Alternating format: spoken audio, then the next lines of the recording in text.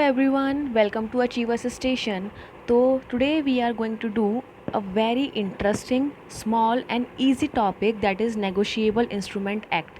ठीक है, law, business law जहाँ पर भी इंक्लूड है जिस भी सिलेबस में, वहाँ पर ये एक्ट तो होना ही होना है एंड बहुत ही ईजी है। और हम इसे सिर्फ दो ही चार्ट में ख़त्म करने वाले हैं, one is this and second is this, enough. ठीक है, तो major topics I can say that 95% will be included in these charts. Okay, तो बिना देरी के स्टार्ट कर लेते हैं। सबसे पहले नेगोशिएबल इंस्ट्रूमेंट। ठीक है, ये दो वर्ड से मिलकर बना है, one is negotiable, second is instrument. ठीक है, नेगोशिएबल का मतलब होता है ट्रांसफरेबल, मतलब कोई एक इंसान किसी दूसरे इंसान को ट्रांसफ़र कर सकता है, नेगोशिएट कर सकता है, दैट मीन्स नेगोशिएबल होना, ट्रांसफरेबल होना। और इंस्ट्रूमेंट का मतलब है कोई भी रिटन डॉक्यूमेंट, कोई भी रिटन डॉक्यूमेंट जो एक इंसान दूसरे इंसान को ट्रांसफ़र कर सकता है, that is negotiable instrument.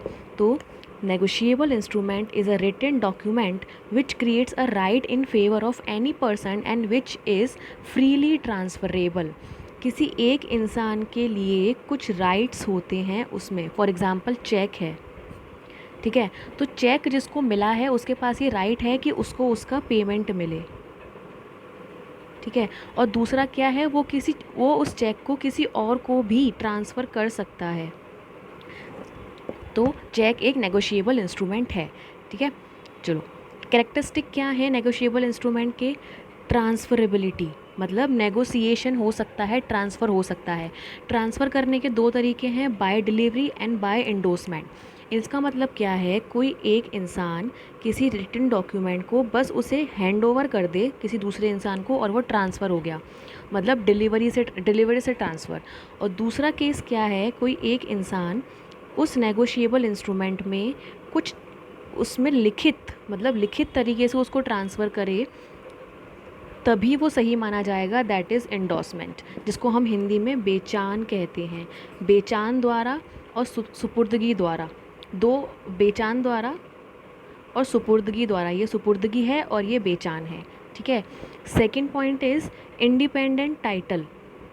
Independent title का मतलब है, सपोज़ कोई इंसान जो है वो मस्त रास्ते से जा रहा था, ठीक है, और उसको यहाँ पर एक चेक मिल गया।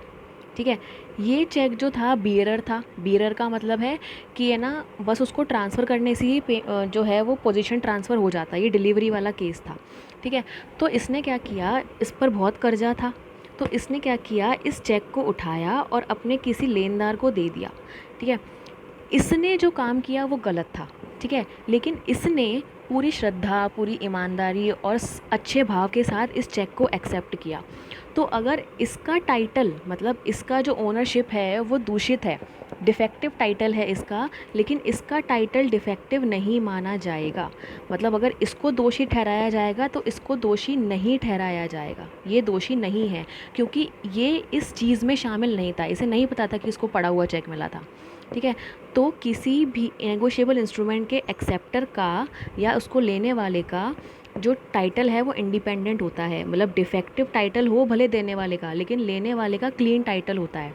ठीक है, नेक्स्ट, सर्टेनिटी, एक प्रॉपर टाइम पीरियड ड्यूरेशन होती है नेगोशिएबल इंस्ट्रूमेंट में। राइट टू स्यू का मतलब है कि हम केस फाइल कर सकते हैं, जैसे चेक डिसऑनर हो गया तो हम केस फाइल कर सकते हैं, and so on. Monetary liability, किसी भी डॉक्यूमेंट में जो मॉनेटरी लायबिलिटी क्रिएट करता है, ये बिना मॉनेटरी नहीं। ठीक है, मेजर मींस ऑफ पेमेंट, जो नेगोशिएबल इंस्ट्रूमेंट होते हैं वो पेमेंट के तरीके होते हैं।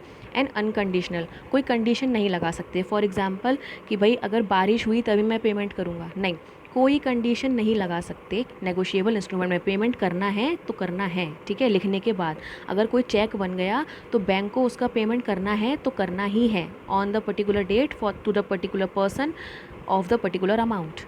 ठीक है, नेक्स्ट, तो these were the characteristics of negotiable instrument. Transfer कर सकते हैं, इंडिपेंडेंट टाइटल ट्रांसफ़र होता है, प्रॉपर ड्यूरेशन होती है, राइट टू स्यू होता है, एक मॉनेटरी टर्म्स होती हैं उसमें, पेमेंट का एक मीन है और अनकंडीशनल होता है। ठीक है, ये ध्यान रखने वाली चीज़ है। करेंसी नोट्स, पोस्ट ऑफिस का मनी ऑर्डर और ट्रेजरी बिल, ये तीनों नेगोशिएबल इंस्ट्रूमेंट में इंक्लूड नहीं होते हैं। Currency note, money order of post office and treasury bill. Treasury bill जो है वो गवर्नमेंट इशू करती है, ये नेगोशिएबल इंस्ट्रूमेंट नहीं है, ठीक है, ध्यान रखना ये। और हुंडी, आपने सुना होगा हुंडी, हम अकाउंट्स में पढ़ते थे, जो बिल्स ऑफ एक्सचेंज होता है वो अगर किसी रीजनल लैंग्वेज में लिखा जाता है तो उसे हम हुंडी कहते हैं। हुंडी को हम नेगोशिएबल इंस्ट्रूमेंट में इंक्लूड कर सकते हैं, डिपेंड करता है कि दोनों पार्टीज़ के बीच में एग्रीमेंट कैसे हुआ है, ठीक है। तो हुंडी can be included in negotiable instrument act in certain cases only, ठीक है। अब नेगोशिएशन हमने पढ़ा था, नेगोशिएशन का मतलब होता है ट्रांसफरेबल, ट्रांसफ़र करना, ठीक है। तो ट्रांसफ़र दो तरह से हो सकता है, बाय डिलीवरी, ऊपर पढ़ चुके हैं, and by endorsement. By delivery मतलब, बाय डिलीवरी होता है बियरर इंस्ट्रूमेंट का, और सिर्फ डिलीवरी चाहिए होती है, मतलब इस इंसान ने इस डॉक्यूमेंट को इसे दे दिया और ये इसका हो गया, अब जब पेमेंट का दिन आएगा तो इसको पेमेंट मिलेगा, ठीक है। और बाय इंडोर्समेंट क्या होता है, ये ऑर्डर्ड डॉक्यूमेंट होते हैं, इनमें रिटेन होना चाहिए और ट्रांसफ़र करने वाले के साइन भी होने चाहिए, ट्रांसफ़र करने वाले साइन भी होने चाहिए। जब तक रिटन में नहीं होगा तो इसको पेमेंट का जो है राइट नहीं मिल सकता, ठीक है। तो we have two types of instrument, bearer instrument and ordered instrument. Bearer instrument का मतलब है बस डिलीवर किया और राइट ट्रांसफ़र हो गया, और ऑर्डर्ड इंस्ट्रूमेंट का मतलब है उस पर प्रॉपर नेम लिखा है और ट्रांसफ़र करने के लिए रिटन होना ज़रूरी है, ठीक है। And now we have class, अच्छा, नेगोशिएबल इंस्ट्रूमेंट एक्ट की अगर बात करें तो ये 1881 में पास हुआ था और 1 मार्च 1882 से इंडिया में लागू हुआ था। अब ये पूरे इंडिया में लागू है, पहले हम बोलते थे एक्सेप्ट जम्मू एंड कश्मीर, तो आर्टिकल 370 के हटने के बाद अब ये जम्मू कश्मीर में भी लागू होता है। ये बेस्ड है इंग्लिश लॉ पर, ठीक है, तो ये आपने ध्यान रखना है। और इसका मेन पर्पस क्या था, इसका मेन पर्पस स्टार्टिंग से ही मर्चेंटेबल पर्पस रहा है, मतलब बिजनेस में यूज़ करने के लिए नेगोशिएबल इंस्ट्रूमेंट को रेगुलेट करना was its main purpose and initial purpose as well, ठीक है। तो negotiable instrument act was passed in 1881 and enforced या came into effect from 1 March 1882, ठीक। एंड ये इंग्लिश लॉ पर बेस्ड है और इसका मेन पर्पस था मर्चेंटेबल या ट्रेड पर्पस, ठीक है। अब इसके क्लासिफिकेशन देख लेते हैं। On the basis of location we have two types of instrument, Indian and foreign. Indian को हम इनलैंड डॉक्यूमेंट भी कहते हैं, ठीक है। ये सेक्शन 11 और सेक्शन 12 में मेंशन्ड है। तो इनलैंड डॉक्यूमेंट का मतलब है कि सब कुछ इंडिया में है, लिखने वाला भी इंडिया में है, जिसको पेमेंट करना है वो भी इंडिया में है, और जिसको पेमेंट मिलना है वो भी इंडिया में है। इंडिया में ही बनाया गया है, इंडिया में ही पेमेंट मिलेगी, और जिसको पेमेंट मिलने वाली है, ड्रॉन ऑन इंडियन रेजिडेंट, या जो पेमेंट करने वाला है सब इंडिया में है। ये जो पर्सन लिख रहा है वो भी इंडियन, जिसको पेमेंट मिलना है वो भी इंडियन, और इनके बीच में ट्रांजैक्शन भी इंडिया में हुआ हो, सब कुछ इंडिया में हुआ हो, ठीक है। और फॉरेन इंस्ट्रूमेंट कौन सा है, जो इनलैंड इंस्ट्रूमेंट नहीं है, सिंपल, ठीक है। तो इनमें से कुछ भी अगर बाहर हुआ है तो वो फॉरेन इंस्ट्रूमेंट बन जाता है। Next, on the basis of पेई, मतलब पेमेंट किसको मिलने वाला है, बियरर और ऑर्डर्ड। बियरर का मतलब है इंडोर्समेंट नहीं चाहिए, जिसके हाथ में चेक या जिसके हाथ में इंस्ट्रूमेंट, उसका पेमेंट, ठीक है। ऑर्डर्ड में स्पेसिफिक पर्सन का नाम लिखा होता है, ठीक है, और उसे ही पेमेंट मिलता है। अगर हमें बियरर को ट्रांसफ़र करना है तो बस डिलीवर कर देना होगा, और अगर हमें ऑर्डर्ड को ट्रांसफ़र करना है तो हमें इंडोर्समेंट करना होगा, ठीक है। चलो आगे देखते हैं। ये देखो, BOE मतलब bills of exchange and promissory note can not be bearer according to RBI act section 31। तो अगर हम बिल्स ऑफ एक्सचेंज बना रहे हैं या प्रोमिसी नोट बना रहे हैं तो वो बियरर नहीं हो सकता, सिर्फ ऑर्डर्ड होगा। ये कौन बोलता है, RBI एक्ट का सेक्शन नंबर 31 बोलता है, ठीक है। चलो आगे देखते हैं। On the basis of payment के बेस पर इंस्ट्रूमेंट, नेगोशिएबल इंस्ट्रूमेंट कितने तरह के हैं, डिमांड एंड टाइम। डिमांड का मतलब है जब आपको दे दिया गया तब उसका पेमेंट करना पड़ेगा, जैसे चेक, चेक आपने बैंक में जब प्रेजेंट कर दिया तब ही पेमेंट होगा, ठीक है। और टाइम में आफ्टर अ सर्टेन टाइम, 3 महीने, 5 महीने, 6 महीने, उसमें प्रॉपर टाइम होता है, ठीक है। हिंदी में हम इसे मांग पर देय बोलते हैं और इसे मुद्दती बोलते हैं, मुद्दती। चलो आगे देखते हैं। On the basis of validity, validity के हिसाब से दो तरह के हैं, इनक्वाइट और एम्बिगियस। इनक्वाइट का मतलब है इनकम्प्लीट इंस्ट्रूमेंट, जो कि वैलिड नहीं होता, और एम्बिगियस का मतलब कंप्लीट, जो वैलिड होता है, ठीक है। So what we have done till yet, negotiable instrument क्या होते हैं, नेगोशिएबल इंस्ट्रूमेंट के कैरेक्टरिस्टिक्स देख लिए, कुछ एक्सेप्शंस देख लिए लाइक करेंसी नोट, ठीक है, इसके टाइप्स देख लिए, नेगोशिएबल इंस्ट्रूमेंट एक्ट देख लिया कि क्या होता है, एंड नेगोशिएशन कितने तरह से हो सकता है वो देख लिया। Now instrument obtain bye unlawful means, मतलब इलीगल तरीके से, अनलॉफुल तरीके से अगर कोई इंस्ट्रूमेंट ऑब्टेन किया गया है, प्राप्त किया गया है, जैसे किसी का खोया हुआ, चुराया हुआ, ठीक है, फ्रॉड से प्राप्त किया हुआ, ऑब्टेन बाय अनलॉफुल कंसिडरेशन कैसे भी, ठीक है। तो इसमें क्या क्या इंक्लूड हो जाएगा, person does not acquire good title, जिस पर्सन को मिला खोया हुआ, या जिसने चोरी किया, जिसने फ्रॉड किया और जिसने अनलॉफुल मीन से किया, उसके पास गुड टाइटल नहीं होता, मतलब वो अनलॉफुल ही माना जाएगा, ठीक है। If other party of Q due course will not be liable again, मतलब एक इंसान था जिसने दूसरे इंसान को चेक दिया, ठीक है, चेक दिया, चेक। अब इसका क्या हुआ, चोरी हो गया या इसने खो दिया, ठीक है। तो ये जो इंसान है जिसने दिया था वो दोबारा पेमेंट करने का लाइबल नहीं होगा, ठीक है, दोबारा पेमेंट करने के लाइबल नहीं होगा। Purchaser will not be liable, purchaser will not be held liable. अब जिसने चुराया था, सपोज़ किसी तीसरे इंसान ने चुराया था, ठीक है, और उसने अपने किसी लेनदार को दे दिया, तो इसके पास जो है वो गुड टाइटल ट्रांसफ़र होता है, इसको फ्रॉड नहीं माना जाएगा या इसको चोर नहीं माना जाएगा, जिसने एक्चुअली वो चोरी किया था उसको ही चोर माना जाएगा, ठीक है। तो इसके लिए हमारे पास 3 रूल हैं कि जिसने चुराया या जिसको खोया हुआ मिला या जिसने फ्रॉड करके लिया, उसके पास तो गुड टाइटल ट्रांसफ़र नहीं होता। लेकिन अगर उसने किसी और को दे दिया और उसको इस बारे में पता नहीं था, उसने पूरी ईमानदारी से उसको एक्सेप्ट किया, तो यहाँ पर गुड टाइटल ट्रांसफ़र होगा, बुरा टाइटल ट्रांसफ़र नहीं होगा। हमने कैरेक्टरिस्टिक में भी पढ़ा था कि इंडिपेंडेंट टाइटल होता है हियर, ठीक है। चलो आगे देखते हैं। Discharge of parties from liabilities, जो हमारी पार्टीज़ हैं, ड्रॉई, तो वो किस तरह से डिस्चार्ज हो जाएगी उनकी लायबिलिटी, 2 तरह से, discharge of parties, discharge of instrument. अगर इंस्ट्रूमेंट ही ख़त्म हो जाए, मतलब the liability of all the parties came into end end instrument comes to end, अगर सारी पार्टीज़, जिसने लिखा, जिसने एक्सेप्ट किया, जिसको इंडोर्स किया गया, जितनी भी पार्टीज़ उसमें इन्वॉल्व हैं, सबकी लायबिलिटी जो है वो पूरी हो गई है, तो इंस्ट्रूमेंट की लायबिलिटी भी ख़त्म मानी जाती है, ठीक है। एंड पार्टीज़ कैसे डिस्चार्ज हो सकती हैं, कैंसिलेशन, अगर कैंसिल कर दिया गया, पेमेंट हो गया, release of payment, payment in due course. Payment in due course का मतलब है कि किसी और केस में, सपोज़ जैसे हमें पेमेंट करना था, किसी और केस के चलते हमने उस चीज़ का पेमेंट कर दिया, तो ये वाला इंस्ट्रूमेंट तो अपने आप ही डिस्चार्ज हो जाएगा। ऑपरेशन ऑफ लॉ, अगर लॉ बोलता है तो सब पार्टीज़ की लायबिलिटीज़ ख़त्म हो जाती हैं। चेक नॉट ड्यूली प्रेजेंटेड, आपको पता होना चाहिए, चेक जो है वो 3 मंथ्स के बाद बासी चेक बन जाता है। इसका मतलब है कि 3 महीने के जो डेट उस पर पड़ी है, उस डेट के 3 महीने तक अगर उसे प्रेजेंट नहीं किया गया तो वो चेक जो है वो वैलिड नहीं होता, तो अपने आप पार्टीज़ की लायबिलिटी ख़त्म।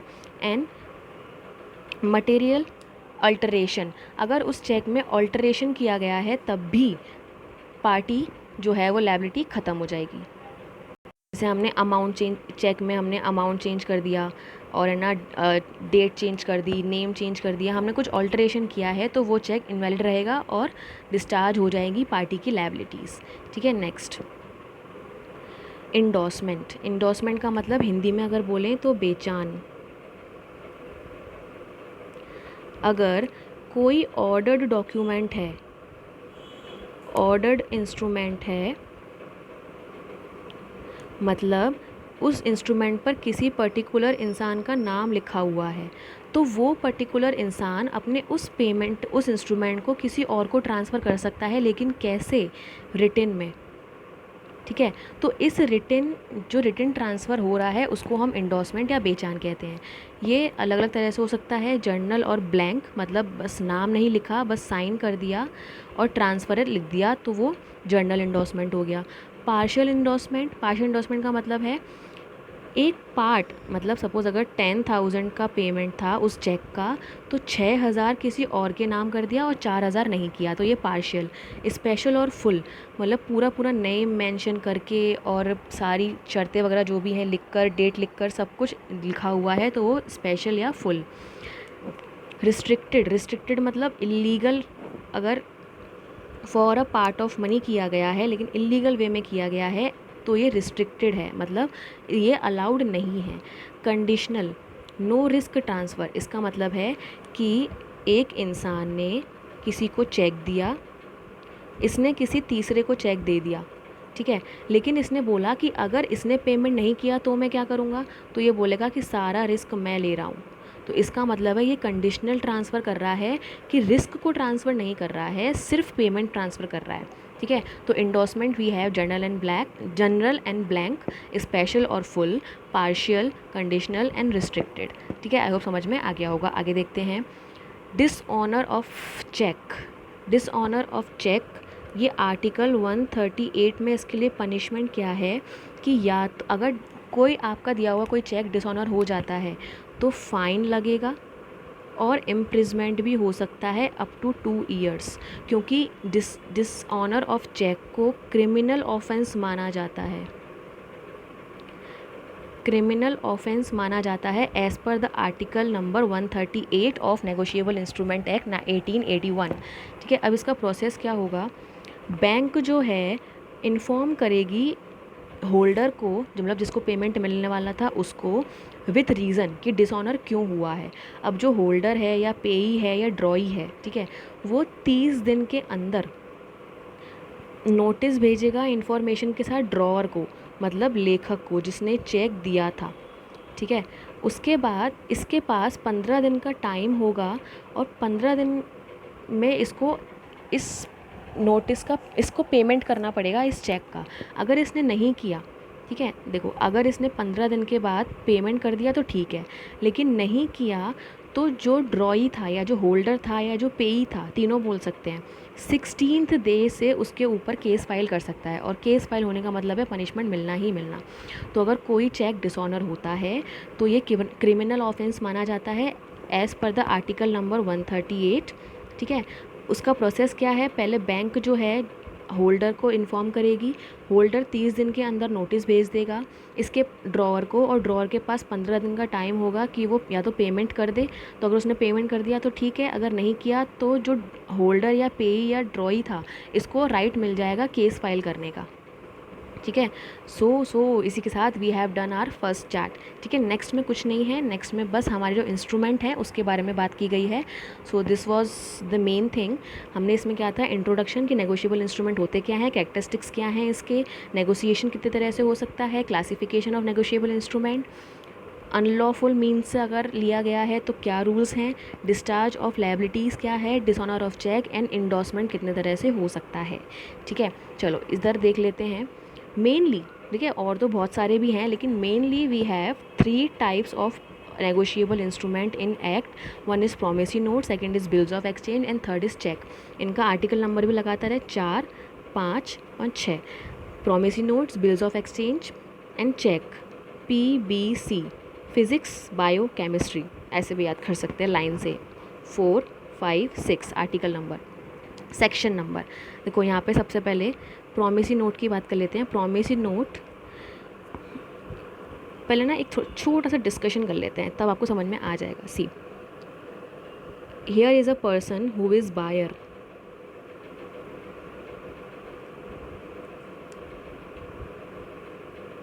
Here is a person who is seller. ठीक है, अब बायर को इसको इसने गुड्स बेचे और इसको इसने पेमेंट करनी है। लेकिन बायर को चाहिए टाइम पेमेंट करने के लिए और सेलर को चाहिए सिक्योरिटी अपने पेमेंट की, ठीक है। तो इन दोनों कंडीशंस को फुलफ़िल करने के लिए ही नेगोशिएबल इंस्ट्रूमेंट्स लिखे जाते हैं, ठीक है। अब क्या है, ये जो बायर है अगर ये खुद प्रॉमिस कर रहा है रिटन में, इन रिटन, कि after a certain time of period a proper amount to a particular person, ठीक है, मैं इस टाइम के बाद इतने अमाउंट का पेमेंट इस पर्सन को कर दूंगा, मैं ये प्रॉमिस करता हूँ, ठीक है। अब इसने जिस पर लिखा उस पर प्रॉपर स्टैम्प भी लगी है, ठीक है, और रिटन में है और इसके साइन भी हैं, ठीक है। तो ये तो हो जाएगा प्रॉमिसी नोट, ठीक है। सेकंड केस क्या है, जो सेलर है, सेलर ये एक डॉक्यूमेंट लिखता है कि after a certain time of period इतना अमाउंट का पेमेंट आपको इस पर्सन को करना है, मैं आपको करने का ऑर्डर देता हूँ, मैं आपको after a certain time of period of a certain amount to a certain person I am ordering you to do payment, ठीक है। और उसके बाद इस डॉक्यूमेंट को जो है वो जो बायर है वो एक्सेप्ट कर लेता है,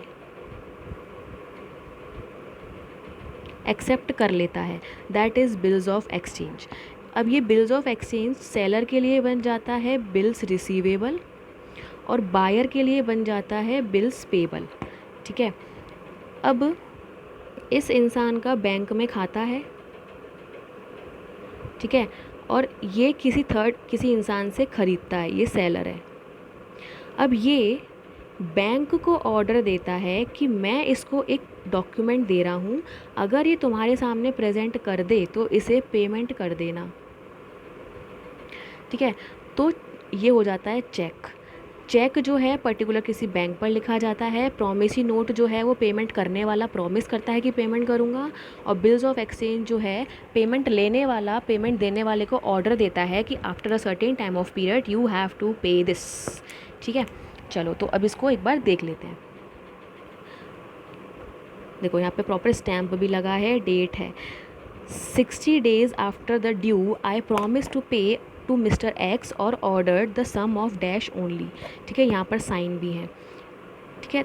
बिल्स ऑफ एक्सचेंज में 3 months आफ्टर डेट पे टू डैश जिसको देना है सम ऑफ अमाउंट ₹30,000 ओनली, यहाँ पर ऑर्डर दिया जा रहा है और इसने एक्सेप्ट भी कर लिया, जिसको पेमेंट करना है उसे स्टैम्प भी लगी है एंड जिसके नाम पर लिखा जा रहा है उसका नाम भी है, ठीक है। चेक में क्या है, चेक देखो, चेक तो आप सबने लगभग देखा ही होगा, दिस, इसमें किसको पे करना है उसका नाम, वर्ड्स में अमाउंट, नंबर्स में अमाउंट, अकाउंट नंबर यहाँ लिखा होता है एंड साइन एंड डेट, ठीक है। यहाँ पर बियरर और ऑर्डर होता है, हमें टिक करना होता है बियरर चेक बनाना है कि ऑर्डर चेक बनाना है, ठीक है।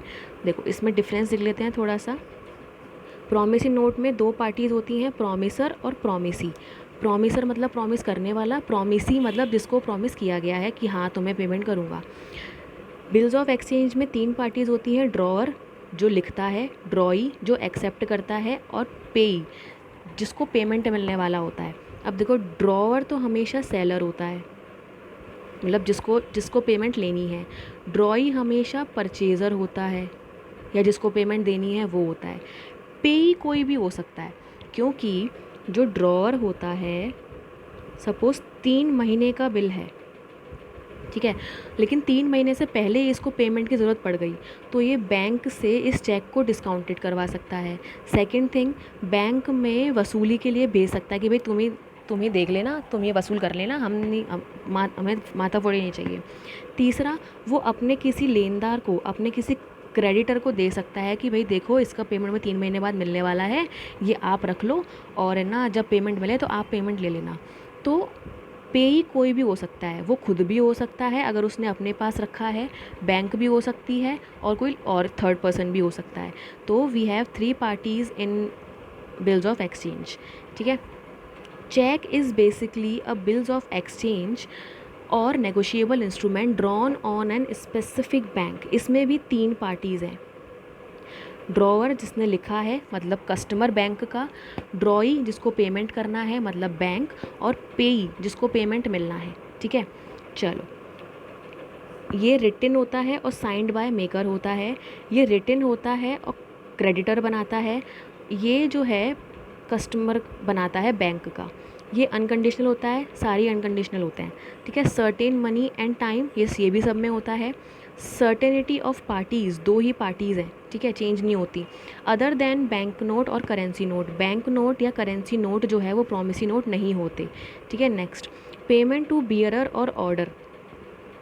देखो अगर हम आरबीआई रूल्स की बात करें तो प्रोमिसी नोट बियरर नहीं हो सकता, अभी हमने देखा था। लेकिन अगर हम नेगोशिएबल इंस्ट्रूमेंट एक्ट की बात करें तो ये बियरर हो सकता है। नेगोशिएबल इंस्ट्रूमेंट एक्ट के तहत प्रोमिसी नोट बियरर हो सकता है, लेकिन आरबीआई जो है वो इसको मना करती है, तो हम इसे नहीं कर सकते बेसिकली। ये एक्सेप्टेड होता है, ये बिल्स ऑफ एक्सचेंज है, ये एक्सेप्ट करता है पेयर। ये ऑर्डर टू पे होता है, अभी बात करी थी हमने। 2 सेपरेट डेट्स एक बीओई से सेटल किए जा सकते हैं, मतलब हमें 10,000 पेमेंट करना था और 20,000 और पेमेंट करना था, तो हम एक साथ 30,000 का बिल बना सकते हैं, बिल्स ऑफ एक्सचेंज बना सकते हैं, कोई दिक्कत नहीं है। ये बियरर हो सकता है, ठीक है, लेकिन आरबीआई मना करता है। अभी पहले पढ़ा था कि बीओई और प्रोमिसी नोट जो है वो बियरर नहीं हो सकते as per RBI rule section number 31। ठीक है, लायबिलिटी, प्राइमरी लायबिलिटी ड्रॉई की होती है जिसने एक्सेप्ट किया है, सेकेंडरी लायबिलिटी ड्रॉर की होती है जिसने लिखा है। ठीक है, अब पेई क्या क्या कर सकता है, अभी हमने बात की थी, इसको खुद के पास रख सकता है, बैंक से डिस्काउंट करवा सकता है, किसी तीसरे को एंडोर्समेंट बेचान कर सकता है, और बैंक भेज सकता है कलेक्शन के लिए। ठीक है, अब बात कर लेते हैं चेक की ज़रा। चेक में 3 पार्टीज़ होती हैं, यहाँ तक बात कर ली थी। चेक बियरर और ऑर्डर हो सकता है। ये हमेशा डिमांड पर पेबल होता है, इसमें कुछ फिक्स नहीं होता कि 3 महीने बाद ही पे करेंगे, 2 महीने बाद ही पे करेंगे, ऐसा कुछ नहीं है। ठीक है, इसमें एक्सेप्टेंस रिक्वायर्ड नहीं होती। एक्सेप्टेंस किस में रिक्वायर्ड होती है, सिर्फ बिल्स ऑफ एक्सचेंज में, प्रोमिसी नोट में भी नहीं होती। ठीक है, चलो types, order cheque, bearer cheque, crossed cheque, electronic cheque और ट्रंकेटेड चेक। ट्रंकेटेड का मतलब होता है स्कैन कॉपी, फिजिकल नहीं है। इलेक्ट्रॉनिक चेक जिसमें डिजिटल साइन किए जाते हैं। ऑर्डर चेक जिसमें पेमेंट लेने वाले का नाम लिखा होता है। बियरर चेक जिस पे किसी का नाम नहीं होता, सिर्फ डिलीवर करने से ही ट्रांसफ़र हो जाता है। क्रॉस्ड चेक, क्रॉस चेक क्या होता है, जब हम चेक में ऐसे साइड पे 2 लाइन बना देते हैं, इसका मतलब क्या होता है कि हमें जो पेमेंट है, इस चेक का पेमेंट है, वो कैश में नहीं मिलेगा, जिसका नाम लिखा हुआ है उसी के अकाउंट में जाएगा, उसको हम क्रॉस्ड चेक बोलते हैं। ये बात ध्यान रखनी है कि 3 महीने मैच्योरिटी डेट होती है, मतलब चेक पर जो डेट लिखी है उसके 3 महीने तक आप उसका पेमेंट लेने जा सकते हो, उसके बाद नहीं। ठीक है, और इसमें ग्रेस पीरियड नहीं होता, ग्रेस पीरियड नहीं होता। ग्रेस पीरियड किस में होता है, बीओई में ग्रेस पीरियड होता है। ग्रेस पीरियड होता क्या है, सपोज़ हमने 3 महीने का बिल लिखा है, ठीक है, तो अगर हमने आज लिखा, I am recording this on 24 सितंबर, तो अगर मैं 3 महीने का बिल लिख रही हूँ तो सितंबर, अक्टूबर, नवंबर, दिसंबर, तो 24 दिसंबर तक मुझे इसका पेमेंट मिलना चाहिए, दिसंबर तक पेमेंट मिलना चाहिए। लेकिन 3 दिन का ग्रेस पीरियड मिलता है कि भाई हम नहीं कर पाए, कुछ दिक्कत आ गई, एग्जेक्ट्रा एग्जेक्ट्रा, तो अब इसकी ड्यू डेट हो जाएगी 27 दिसंबर। तो बिल्स ऑफ एक्सचेंज में ग्रेस पीरियड का कंसेप्ट होता है, चेक में नहीं होता, प्रोमिसी नोट में भी नहीं होता। ठीक है, क्रॉस्ड देख लेते हैं। Crossing of cheque, crossing of cheque अगर हम इस एक्ट की बात करें तो सेक्शन 123, 124 और 130 में दिया हुआ है। 3 तरह के क्रॉसिंग दी हुई है, जनरल क्रॉसिंग, स्पेशल क्रॉसिंग और नॉट नेगोशिएबल क्रॉसिंग। देखो जनरल क्रॉसिंग में क्या है, हम चेक बनाएंगे, 2 लाइन खींचेंगे और उसका नाम लिख देंगे। पेमेंट ओनली, इसका मतलब क्या है, payment can be made only to bank account, ये जर्नल है। ठीक है, स्पेशल क्रॉसिंग, स्पेशल क्रॉसिंग में हम प्रॉपर बैंक का नाम लिख देते हैं, इसका मतलब है कि जो मेंशन किया गया है उसी बैंक में इसका पेमेंट हो सकता है। नॉट नेगोशिएबल क्रॉसिंग में हम 2 लाइनें बनाकर उसमें नॉट नेगोशिएबल लिख सकते हैं, मतलब इसमें इसका मतलब होता है कि अगर हम इसको आगे नेगोशिएट नहीं कर सकते, बनाने वाले ने ही मना कर दिया कि हम इसको आगे ट्रांसफ़र नहीं कर सकते, रिस्ट्रिक्टेड कर दिया, फिर भी हम करते हैं, तो बैड टाइटल ट्रांसफ़र होता है। ठीक है, तो इस एक्ट में कितने तरह की क्रॉसिंग बताई गई है? 3 तरह की।